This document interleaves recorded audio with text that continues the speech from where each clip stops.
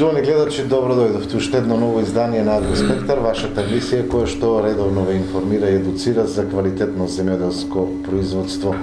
Временските прилики или неприлики и понатаму не се сојузник на земјоделското производство, за што ќе проговориме и вечерва во емисијата. Хидролошката состојба и понатаму воопшто не се подобрува, со тоа е доведена во опасност обстојбата на земјоделските култури. Ке се осврнеме и на сите оние актуелни состојби во аграрот, она на што се насочени земјоделските производители, а секако во емисијата составен дел е и едукацијата за заштитните средства и новините кои доаѓаат од фитофармацијата. Бидете со нас, а и во ова издание со нас е професор доктор Исто Вучков. Добро ни дојдовте, професор. Добро ве најдов вас и редовните гледачи на КТВ телевизија. Рековме дека времето не е сојузник на производството, тоа веќе неколку години го кажуваме и од лошо по лошо се случува. Такви варијации на температурите веќе имаме и оваа година. Ако во декември имавме дневни 20, сега во март, кога треба да ги имаме оние пролетни температури, имаме негативни утрински температури, малку врнежи, кои што не ја зголемуваат или не ја подобруваат хидролошката состојба. Како сето ова се одразува во земјоделскиот сектор и дали оваа година со оглед на лошата хидролошка состојба очекува и намалено производство, штети и така натаму? Точно е тоа дека овие наши едукативни емисии во повеќе наврати ние го повторуваме тоа дека не случајно ги почнуваме со освртот за времето. И времето од година на година докажува дека е доминантен фактор за обстојба во аграрот. Сето тоа се должи на она наша следливост и на она што се случува со оние феномени, да кажам, на глобални климатски промени и рушење на животната средина, во која човекот треба да екзистира.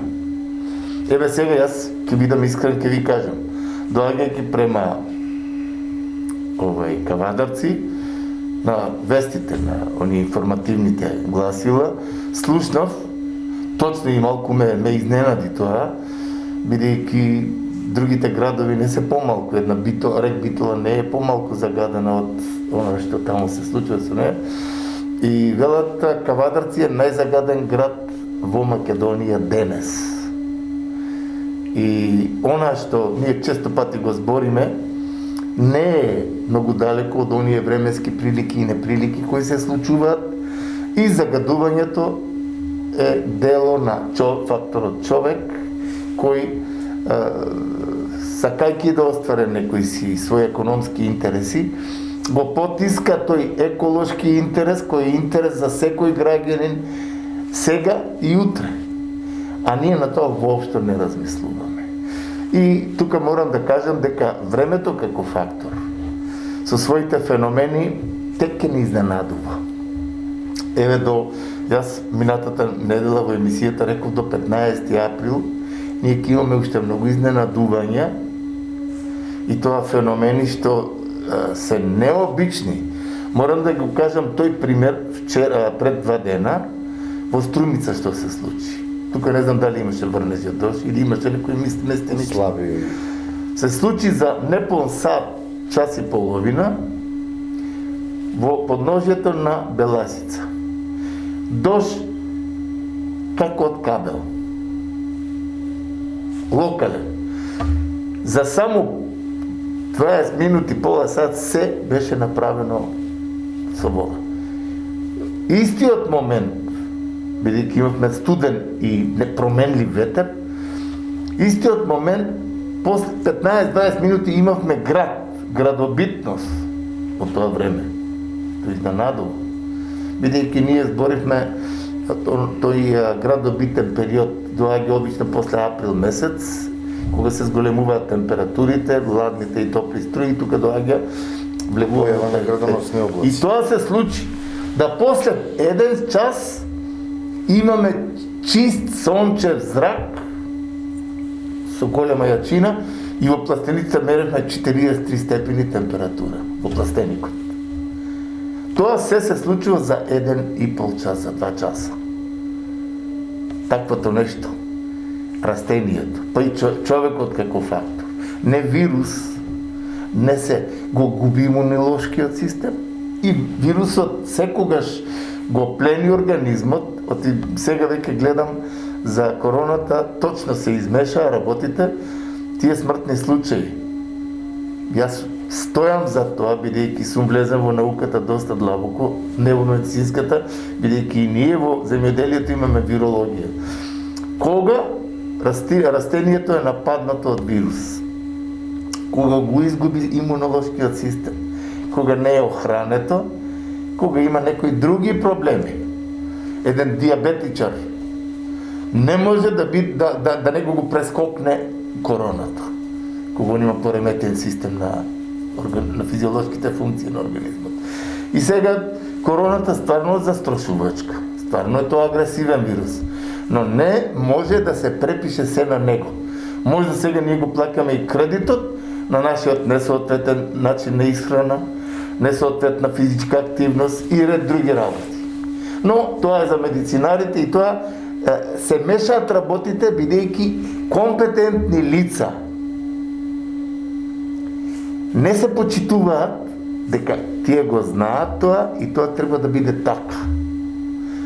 Политиката смешана внатре и тука се случуваат и изместени работи кои немаат врска со ова.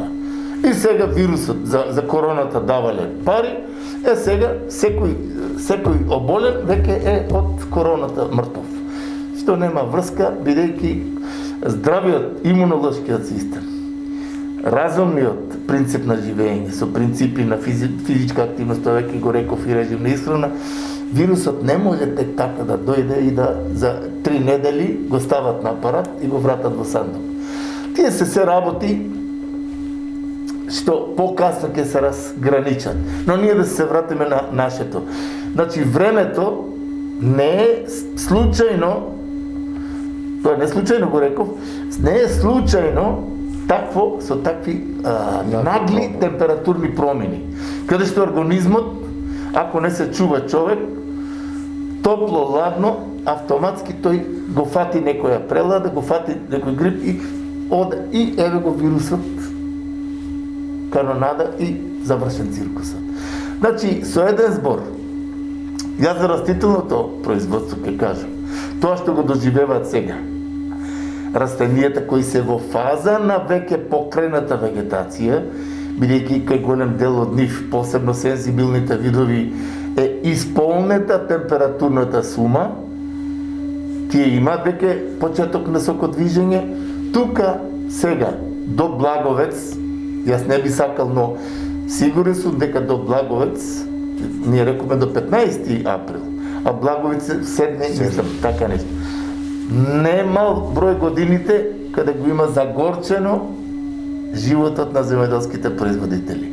Тоа го зборам од причина што вие кавадарци сте малку по со лозарството и така натаму. Струмици има сега 4000 хектари веќе расадени домати, пиперки. Зелката треба да се бере. Сега со онај ладен шок што беше пред таму колку 15 дена колку, зелката стагнира и може да оде на цветење. А 4000 хектари имаме ние зелка. Младиот компир, оној што доживеал стрес, листната маса е лабораторијата кај се ствара храна. Шокиран листот, клубените, главите на компирот не растат. Растенијата, каде што е расадена доматата, температурата под нула за неја е катастрофа. За пиперката исто. Краставицата исто. Значи, со еден збор, сето тоа е забот на времето, кое го ние обсервираме стално. И тука, сега сите викаме, како Холандија може. Холандија има плин, малтене со многу ниска цена, каде што имаат современи оранжерии и на производителот му се дава да произведува за познат купувач. И тој ги има сите услови, се е под сензори и се знае која температура треба да има, која релативна влажност треба да има културата и кој принос треба секоја семка да го даде. И тука има запознат купувач. Оди во 54 земји производите од Холандија. И ние сега, со таа екстензивност која имаме, едва успеваме сега преку некои ипарди да воведеме некои системи капка по капка за континуиран систем на наводнување. А од друга страна, за таквото нешто треба чиста вода, треба трајна вода. А ние имаме последните неколку години хидролошка состојба која загрижува. Тој недостаток на вода веќе неколку години е евидентен. И сите акумулации сега се на технички минимум. Водоводните организации недобро организирани и избориме стратешки аграрот е се што имаме.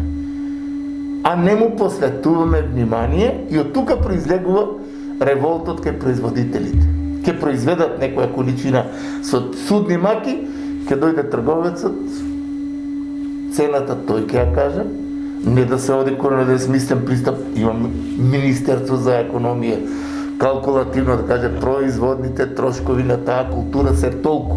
Над тоа трговецот, над таа цена која треба да ја земе производителот, затоа што вложил, трговецот да има свој профит. Нека има, затоа што и тој е учесник на продажба, на реализација. Меѓутоа, 5 денари ја зима зелката, ја дава 55 во Украина и таа разлика воопшто производителот не ја чувствува. И тие 5 денари за 1-2 години ќе му бидат платени тек. Значи, со еден збор, сето тоа е несредена работа. Но, да го заокружиме тоа, вие добро рековте, хидролошката состојба е во една многу тешка ситуација. Зашто? Затоа што тоа не е од оваа година само. Ние имаме еден континуитет во тие периоди, значи таа глобална климатска промена тука доаѓа до израз, каде што зимите се помалку врнежи ние имаме. Кај нас акумулациите се направија врз основа на тоа да ние во текот на зимата водата се акумулира и во летните периоди, кога имаме плюс 35 степени температура, да таа биде како на еден начин дотатор на нормалното функционирање на растителните видови. Наместо тоа, среденоста во водостопанството знаеме каква е, користењето на водата, ние морам да ја кажам таа работа, може да некои од редовните гледачи, посебно земјоделски производители, ќе кажат професорот многу строго го тоа збори. Ние немаме општата култура за рационално користење на водата. Јас лично од себе тргнувам. Чешмата која пуштам, 3 пати чашата ја полнам, за да ја изплакнам, на 4-та тек пием. Тоа во Израел сигурно не е така, бидејќи има друг концепт да ја почитуваат водата. А таа пред неколку дена имаше една статија, водата како фактор, веќе се докажува дека ќе биде се во помали количини. И нејната рационализација, ние се смеевме, каде беше тоа, во Турција или каде, вика, вода треба да си купиш вода за да се напиеш. Тоа кај нас е уште фата моргана. Ке дојде денот, јас мислам дека генерациите, барем што останава, ќе ја осознаат вистината на тоа парче земја, кои се потребите од вода, кои типови почва треба да се негуваат за да произведат храна, за познат купувач и за обстојба на човекот. И сите тие фактори да се надгради, не ли збориме за едукација, производителот да знае да ја почитува почвата. Јас ова недела морам да ви кажам. Доаѓаат луѓе, ставив 5 врејки 3,15. Ставив тоа, ставив 3 врсти на ѓубрето. И викам, врз која основа ги ставив? Па лани ставив толку и сега толку. Или тока ми рече аптекарот, или тоа. Сето тоа, загрозување на структурата на почвата, нив не ги интересира дека таа почва треба наредните години да ствара и дека треба хумусната материја да се негува. структурата на почва да се негува. И не случайно ние имахме за зеолитите пасос како да се детоксифицира. Бидејќи тоа што го имаме ние сега покрај Фени. Се токсифицира. Тоа што го имавме фабриката за ѓубрива во Велес. 30 сантима, од таму 40 години се произведува овие ѓубрива. 30-40 сантима почвата е тотално со кадмиум, олово, најтешки метали. И сега, кој го прави тоа? Факторот човек. Тогашната политика рече во Велес ќе биде таа индустрија. Во Кавадарци ќе биде винаријата, што е убава работа. И сега треба да биде, винаријата треба да биде, бидејќи е најголема на Балканот. Не да биде на еден човек дадена поклоната со транзиција. Тука цела Македонија, бидејќи е голема винарија, цела Македонија, таа винарија треба стратегијата да ја води комплетно за сите производни лозарски райони, како да произведат квалитетно грозде, како да дојде тоа квалитетно грозде таму и како ме радува фактот, пак пред 2 недели македонско вино доби прво место, златна медаља на еден голем надпревар од многу земји кои се пред нас со векови и ние наместо тој чин да го брендираме и да имаме еден наш навистина прав пат, ние имаме навистина една обезглавеност, кој го јас чувствувам кај земеделските производители, произведуваат за непознат купувач. Времето ги потиска како што ги потиска, сега за него дискутираме. Хидролошка состојба со водата.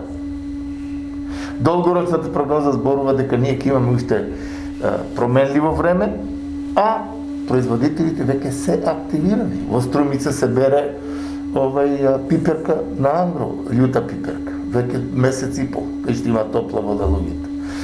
Зелката сега ќе има стагнација. Тие 4000 хектари, колку посто ќе има цветење на зелката? Има една стагнација и која е трагедијата сега? Од годините зелката се од почетна цена откупна беше 60 денари. Сега, ова недела, трговците се собрали на еден доручок, со колку ќе ги сечеме производители? 30-35 денара. 35 денара откупна цена, почетна. Како што имаме хектаража од 3-4 хектари, таа за едно, значи 30-35 денара ќе биде едно 5-10 дена, после тоа ќе биде 20-10 и ќе дојде на 3 денари или 5 денари. Или да ја тангираат луѓето. Сега, самите производители велат, ние не сакаме 40-50 денари зелката да не ја откупувате.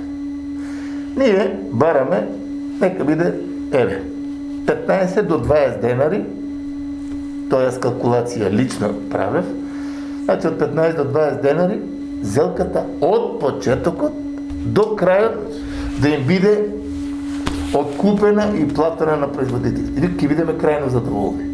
Дали за тоа нема можности да се направи да се задоволи земеделскиот производител? За тутунот сега има, сега тутунот, гледате, тутунот одеше добро, сега оваа година и тука се случуваат работи. Значи, во цела Македонија, комплетно земјоделието изгледа најзагрозено. Бидејќи, како што ги бројавме, штрајкувачите, од почетокот само, лозарите имаа штрајкови. Овие со сливата од Беровско, таму од Радовишко, имаа проблеми, штрајкови правеа. Со градинарите имаше проблем. Со јапонското јаболко 8 денара беше и луѓето сакат да ги сечат и да не произведуваат веќе. Со житото имаше откупна цена на житата. Со ресенското јаболко имаше проблем. У Македонија, јас не знам, значи аграрот е загрозен и незадоволството кај производителите е најизразено. И секогаш тие штрајкуваат. Зошто е тоа така? Од немање на таа генерална стратегија, таа вистинска грижа, а јас да не бидам сватен погрешно од гледачите и пристрасно, од агрономската струка сум. Меѓутоа, не е далеку секој да признае дека точно храната во догледно време ќе биде стратешки најважното нешто во светски размери за обстојба на човечкиот род. Храната произлегува од земјоделското производство. И ние тука не го газиме и обезвреднуваме. Дали имаме, не знам, јас не можам да си дадам објаснувања кога еден политичар ќе биде изберен од народот. Еве кавадарци, тие пратеници, тие треба да се изборат за лозарите, да имат секојаш солидна цена од производите што ги произведуваат. Тука е грозјето, чак и сега да дадоа некои подстраки за бинари и за тие работи, за развој на ова. За градинарите да дадат, да земјоделието биде вистинскиот стожер, бидејќи колку и да е слаб стандардот, ако имаме своји артикли, ние ќе обстанеме, бидејќи човекот треба да се храни за да обстане. И сега наместо да сватиме дека тоа ни е најголемиот адут, ние ќе произведуваме и марихуана, ќе произведуваме и други некои спорадични работи што се дават за нив субвенции, пази. А земјоделското производство како да талка во место и сето тоа се постави човек кој наместо стратегија да даде свој допринос за развојот на аграрот, тој е како гостин, бидејќи кога дојде друга власт ќе има друга политика. Меѓутоа, тука главна причина за сето тоа е неорганизираноста на земјоделците. Тие се врзуваат со политички партии, сите протести се врзани со политика. И прават друштва со друштва само. Протестираат по нарачка на политичката партија. Меѓутоа, организираноста е на нула и тука бадила е да се дискутира кога земјоделецот е 100% неорганизиран. Кога ќе го оствари личниот интерес, за колективниот воопшто не води грижа. Тоа е така. Тука ќе го најавам и прилогот кој носи новини од фитофармацијата, нели се со цел едукација за квалитетно земјоделско производство.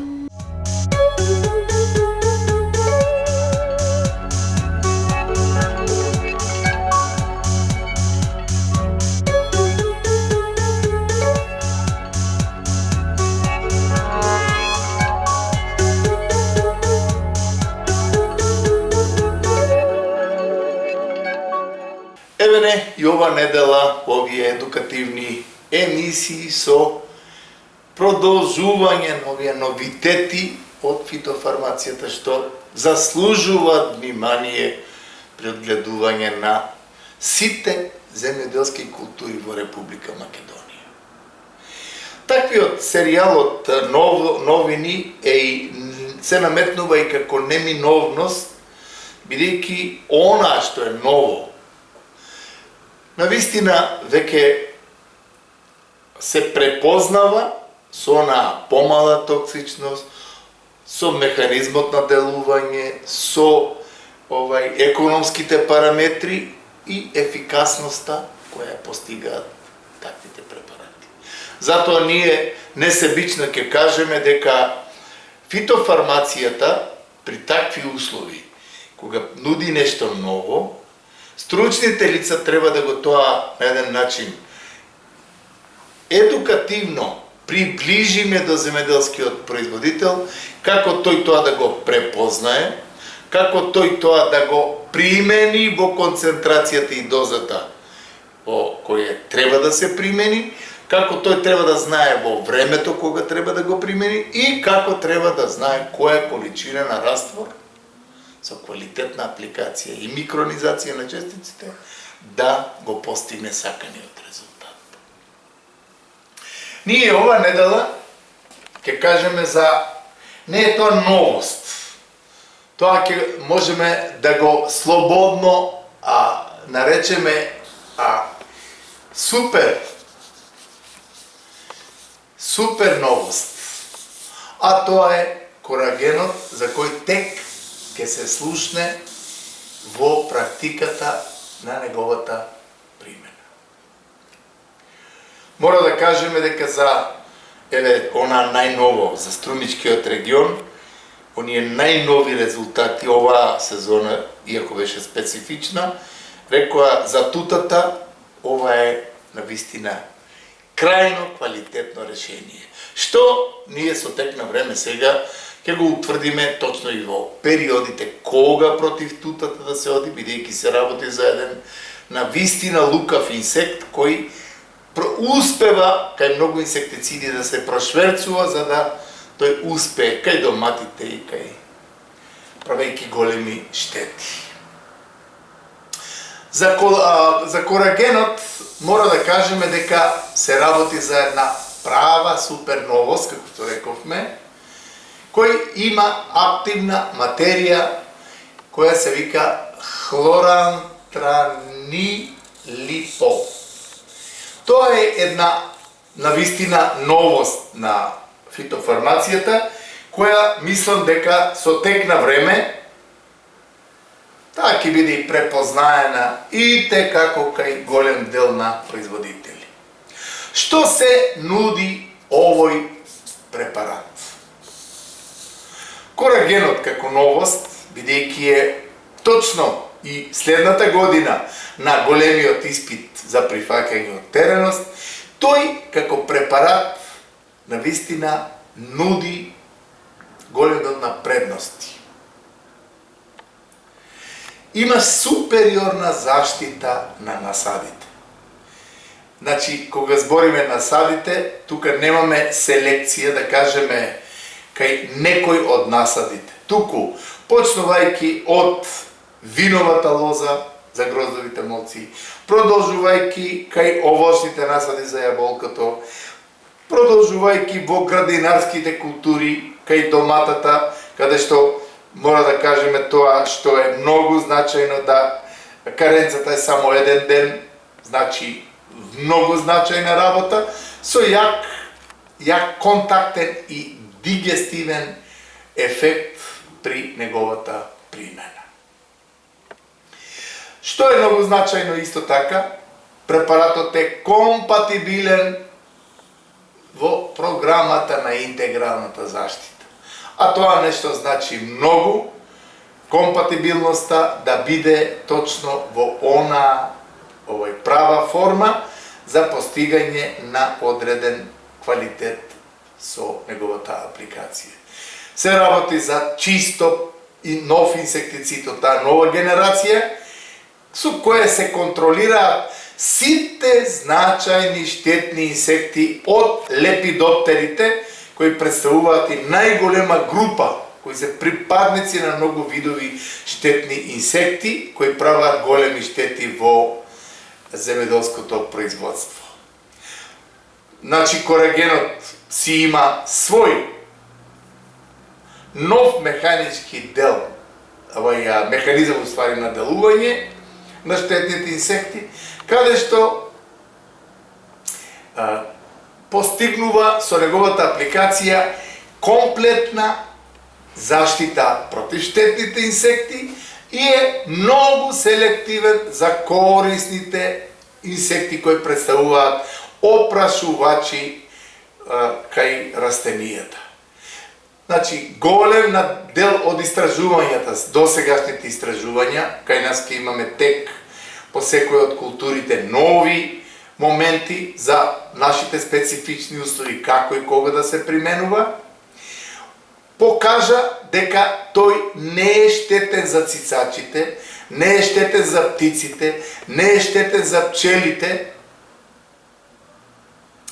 не е штетен за црвите и представува еден навистина фантастичен инсектицид кој е сврстан во таа еколошка заштита, бидејќи има многу ниска токсичност и примена со многу мали дози на примена. Што е значајно за корагенот? Кои предности всушност ги нуди? Тој има една фантастична заштита. Прво, има многу брзо делување кај инсектите, што е многу значајно, да тие не обавуваат дел од циклус и да тој стекне некаква резистентност. Ја прекинува исхраната на штетните инсекти веднаш после примената Заштитата со апликацијата на насад е долготрајна. Значи, насадот е всушност безбеден, исклучително ефикасен, со многу мали количини на примена. Што е друго значајно? Тоа што го и рековме. Исклучителни еколошки особини, со кратката каренца рековме, за доматата е само еден ден, и е компатибилен со програмата на интегралната заштита и е поволен токсиколошки со своеврсна екотоксиколошка со изврсен екотоксиколошки профил. Важно што другите секои препарати и го немаат. Важно е тоа што тој има една позитивна особина и е компатибилен и може да се меша и со други препарати. Предаторските форми на инсекти, тој ги штити буквално и тука е една од најважните особини за овој инсектицид. Во поглед на она фоторазграбливост, што е одлика на сите пестициди, на сите инсектициди. Тој при врнежливо време значи е отпорен и за само неколку часа е веќе абсорбиран и нема никаква можност за испирање од дожд и тоа снажно инсектицидно делување и отпорноста од тие фотолабилност, што е одлика на голем дел инсектициди. Тука фотолабилноста буквално ја нема и тука е и успехот да таа долготрајна заштита која ја обезбедува корагенот. Сакаме по-конкретно да го нагласиме тоа дека корисните инсекти ги сочувува, значи нема рушење на оној систем каде што корисните инсекти кај голем број инсектициди дека ги ништиме. Прво они умираат, па после било кој друг инсект. Значи помага во целосна обезбеденост на поедини корисни инсекти, посебно оние предаторски форми, иако може да се смета дека корисните инсекти потполно можат да ги сузбијат штетните инсекти, но тие имаат потенцијална вредност и може да се контролираат заедно со штетните видови во оквир на програмата на заштита на растенијата. Во согласност со стандардите, значи со таа наша традиционална добра земјоделска пракса, корагенот не треба да се применува кога пчелите се активни. Друго, што е многу важно, потрошувачката на раствор по хектар површина, тоа е многу симптоматична работа. Кај јаболчестото овошје, тука, фаќајќи ги, значи, не само јаболковиот црв, не минерот, не другите штетни инсекти, тој навистина постига фантастичен резултат со, значи, 0,16 до 0,02% концентрација од средството. Тоа значи голема ефикасност со минимални количини. И со потрошувачка на вода во напредната фаза од развојот со 1000 литра вода по 1 хектар површина. За виновата лоза мора да кажеме дека тука тој со правилна примена, иследливост со феромони, одредување на правите моменти за гроздовиот морец, за лобесијата и за амбигуелата, навистина со фаќањето на првата генерација и на временното третирање ние имаме навистина фантастичен резултат на продолженото пилење, што често пати знае во Кавадаречко, во Гевгелиско, во Неготинско, Светениколско да држи.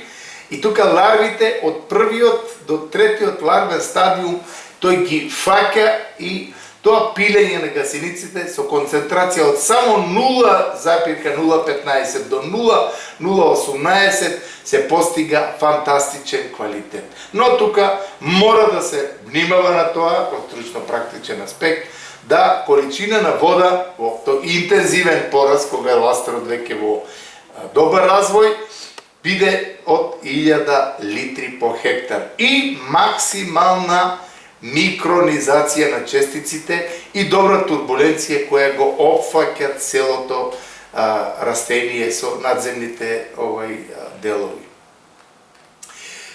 Кај доматите мора да кажеме дека оние совиците кои знаат да направат голема штета, и тука ќе ја земеме тутата како една од важните проблеми во Република Македонија кај доматите, со примената на корагенот. Ова година голем дел производители велат: професоре, ние добивме веќе фантастични резултати и следната година корагенот ќе ни биде чистач од тој опасен штетник тута апсолута, но тука треба да се исто така внимава на количината на раствор по хектар површина и примената на концентрација, за која треба секако стручна консултација за моментите на третирање, концентрацијата и дозата и нормално примената на средството во кој период, во која фенофаза од развојот. Бидејќи со превзимање на првичните појави на тутата со оние мамци, ние веќе имаме контрола на присуството, не дозволувајќи да дојде до оној шин на перманентно пилење кое треба да се следи, за да може да имаме ефикасност во сузбивањето на тута апсолута како еден од најопасните штетници во овие неколку години од кај доматите. Компировата златица. Значи, таа е веќе со примерата на корагенот, на вистина имаме фрапантни резултати уште од првата генерација, каде што има еден вистински голем чин на ефикасност кој нешто импресионира со квалитетна заштита на компирот од компировата златица. Таа потрошувачка на раствор, зависно од видот каде што се применува. Тука, ако рековме кај јаболката дека во полниот пораз треба да е 1000 литри по хектар, кај виновата лоза исто така потрошувачка на вода по 1000 литри по хектар. За доматата тука имаме помали количини на користење на на вода, и тоа од 200 до 400 литра е сосема доволно, нормално со добра микронизација на честичките и карактеристиката за корагенот, само ден пред бербата на доматите корагенот може да го постигне својот резултат и после тоа да се слободно бере. Така е првичната порака за чистењето на тутата од самиот надземен хабитус на растението. Со еден збор, ова новост, како првична, да кажеме, во текот на оваа година, наредната година исто така ќе биде секако во игра, и тоа во лозарството, во овоштарството, во градинарството и цвеќарството слободно може да корагенот биде еден прав контролор со голем број на предности по однос на супериорна заштита на насадите со своите карактеристики и од еколошкиот аспект за кој зборевме и од оние други квалитативни особини кои ги поседува корагенот 20 SC.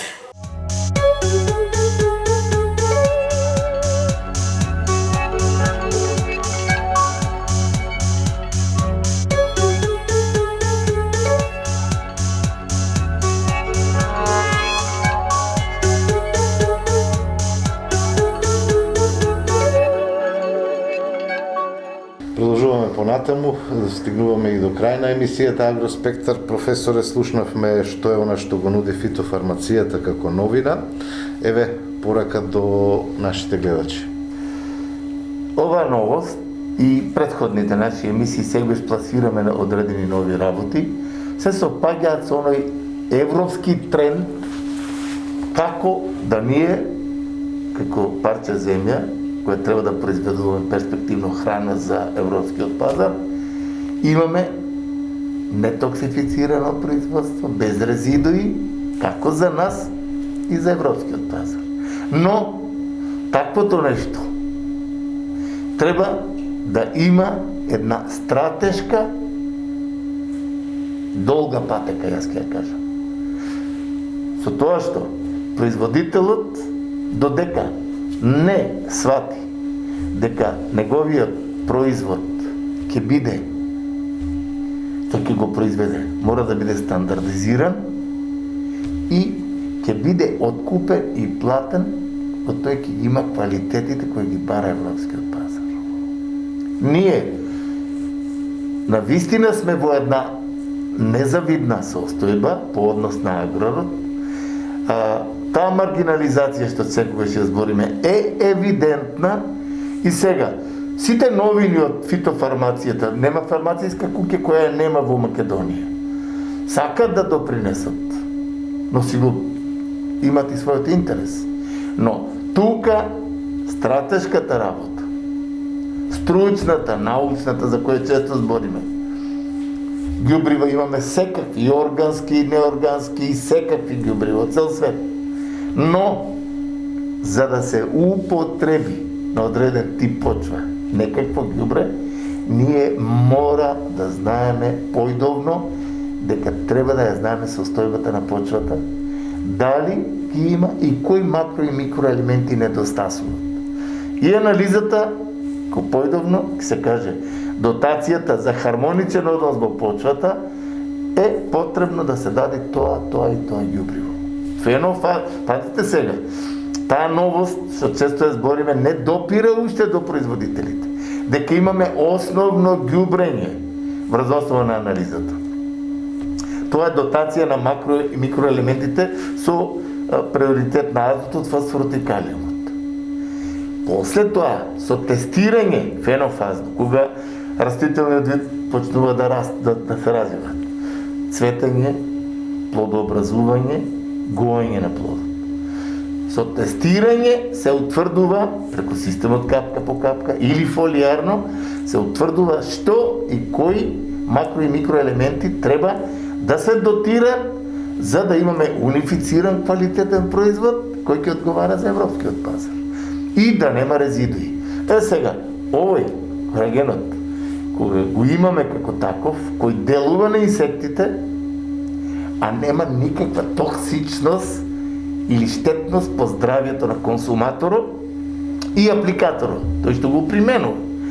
Тие се предностите што треба да бидат доловени. Но производителот е оставен, обезглавен. Тој нема стручната дотација за која нешто институциите, како што се лаборатории во Скопје, кои треба да сватат дека нивниот делокруг на работа е грижа кон земјоделскиот производител, да не фрла ѓубре без потреба, да не прска без потреба, да му воведат нови сорти на одредени градинарски култури, нови сорти на винова лоза, сега слушам нови насади се дигат, италијански сорти кои ќе бидат интересни за европскиот пазар. Сето тоа Треба некој да го води, а тоа треба Министерството за земјоделие, каде што жално на вистинито случајните патници кои се таму. Меѓутоа не само Министерството за земјоделие, и организираниот земјоделец во Сдруженија на земјоделци. Точно, тоа е вториот сегмент. Никогаш државата не може да води нешто кога, значи многу здруженија на граѓани, многу разни групи си ги остваруваат своите права, токму ради силното здружување. Земјоделецот со децени нити е здружен, ниту ќе се здружи. Тој има формални здружувања на поединци. За лични интереси. За лични интереси, ќе се исполнат нивните интереси, земјоделецот е обезглавен и отпуштен. И тука трговецот стапува, го обезвреднува трудот, родот му го зима и таквото нешто не може да биде во недоглед. Јас верувам дека ќе се роди од мајка човек што ќе има духовност македонска, што ќе застане здраво и да каже дека аграрот, храната, обстојбата на човекот е врзана токму со тие продукти што аграрот ги произведува. И сето тоа да ги очекуваме тие добри времења и да се надеваме. Ама ако младите генерации доколку не го добија тоа, аграрот, еве јас искрено ќе ви кажам, ова недела дојдоа луѓе. Сточниот фонд никогаш не бил во полоша состојба. А бидејќи никој не сака да одгледува животи. Да, секоја година пред Велик ден се зимаат за право трговците јагнешкото месо што ходеше доста големи количини по многу добра цена. Сега цената е вика толку безвреднето каде што тој вика имаше 150 овци ги продал. Тој ги едноставно наместо мотив и стимулација тие значи дали и прописите се проигруват и изигруват, тој не е интерес, го гледа земјоделскиот производител. И тој вели, чим сака, така јас така ќе правам. Зошто да произведувам за друг? На еден начин, мислам дека таа трајна стратегија за која стално збореме, дека ред е да се стави. Меѓутоа треба да ја иницираат земјоделците кога ќе се здружат. Се додека не се здружени, ниту ќе има стратегија, ниту ќе има развој на аграрот. Земјоделците треба да ја реализираат стратегијата која треба да ја постават експерти кои со години и цел свет знаат како реагираат. Тоа некој треба да го иницира тоа. Тој треба да го организира тоа и земјоделците да му кажат, еве ти ќе произведеш 500 тона домати, ќе ти бидат купени по таа и таа цена. Тој вика, ако ми кажат така, јас ќе спијам во пластеникот, знамо ти ќе имам. Значи, немаме водич. А тоа е, јас не викам дека државата треба да биде. Нема водич ниту во државните институции, ниту меѓу производите. Водич по основ на тоа дека стратегијата на толку и толку илјади хектари за европскиот пазар ќе треба таква храна и стратешки да кажат ќе произведуваме тоа бидејќи имаме купувач. Сите тие работи се врзани, но најважното нешто, сегашниот чин на тој морал на производителот не бил понизок. Јас не знам вие дали чувствувате сега за Свети Трифун. Во свое време кавадарци, тоа се случуваше и во европски размери. Се чувства една анемија, едно крајно незадоволство. Сега градинарите во Струмица. Тоа време фреквенцијата беше пен голема. Сега на Кванташки пазар века излегли 5-4 човека. Едноставно, има една аверзичност по однос на тоа дека земјоделскиот производител не го има местото кое го заслужува. А тој, секој од нас кога ги излезе на пазар, ќе земе артикли од производите што ги произведува производителот за да обстои. Но тоа како да не се гледа, еве јас тоа го констатирам. За доброто на Македонија треба ден порано, без разлика, ние немаме намера тука политики да расправаме. Без разлика кој е на власт. Трајната стратегија да се реализира. Ако не ја реализира, нека си оди, друг да продолжи, ама трајната стратегија е константна и патот кој што треба да води напред. Ви благодарам, професор. Благодарам. Беше ова уште едно издание на Агроспектар. Благодарам за вниманието, имајте секое добро.